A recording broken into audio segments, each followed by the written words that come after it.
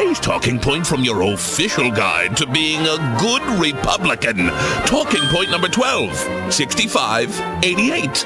You're going to be rich, rich beyond your wildest dreams, I tell you. I am? Well, hell yeah, that's great. Drinks for everybody. Put it on my tab. Ha! There's the attitude.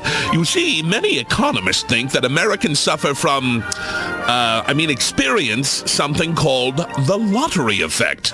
That means that people accept horrifically unfair income disparity because of the wrong-headed notion that they themselves one day are going to be rich. Yes, I'm gonna be rich. You just said wrong-headed. Don't worry about that. Your lifestyle is under attack from people who want to raise taxes on the richest 1% of Americans. And someday that's going to be you. Someday. Them commies. They're trying to take my solid gold toilet seat. Uh-huh. And I don't even have it yet. But you can do something about it. Here, sign this petition to eliminate the estate tax so you can pass your billions of dollars on to your kids. And tell your congressman to cut Social Security benefits. You're never going to need them. Okay, thanks. And remind me to make huge contributions to the GOP once I get my money. And that's talking point number 12, 6588, from your official guide to being a good Republican. By the way, that's also your lucky number for today's Pick 6 lottery. You can't win if you don't play. Pardon me, you wouldn't have a timeline here, would you? No, just ask.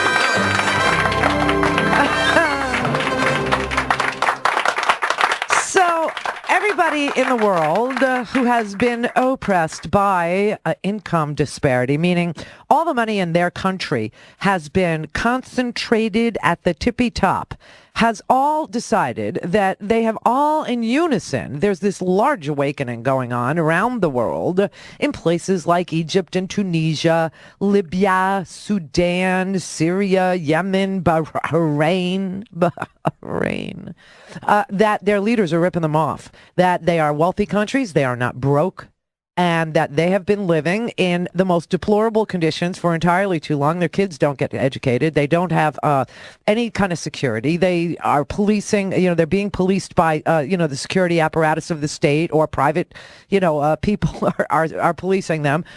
They see that the palaces are all decked out. They all look like Trump Tower. They see that, the leaders of their country are constantly telling them it's because of them. It's always because of them that you aren't living well. It's not our fault. We're trying to protect you from, them. We're trying to protect you. It's us and them, and we're trying to protect you from them. And all of this has fallen on deaf ears now as the youth of these countries starts to become active, and they're looking for jobs, they're looking for education, they're looking for all the things that the royal families, the dictators, the people who have ridiculous elections that they that they don't really count the votes, and they're sick and tired of being played for fools, and that's what's happening here. So I don't understand if people are waking up in Egypt, and of course this is all possible now because they have the internet. You understand? They have the internet, and they can now read what their leaders are doing. They can now see for themselves, for the first time in their entire history, that their leaders are hoarding the wealth of the nation.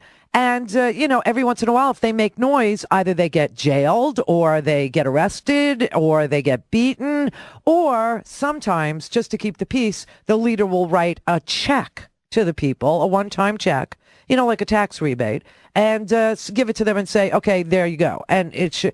But, if the whole world is starting to understand that the income disparity is not needed and that there's stealing going on, massive amounts of the wealth of a nation is being stolen by an elite few, and that they all know each other and everybody's in league together, and they're starting to get it, and they're getting out on the street and they're saying, you know what, we can govern ourselves better. We can actually, fix this wealth disparity. We can fix the income disparity. We work harder than you will ever work, and this is not working for us, and you have got to go. If this could happen in Egypt and Tunisia and Libya and Syria and Yemen and Bahrain, why can't it happen here?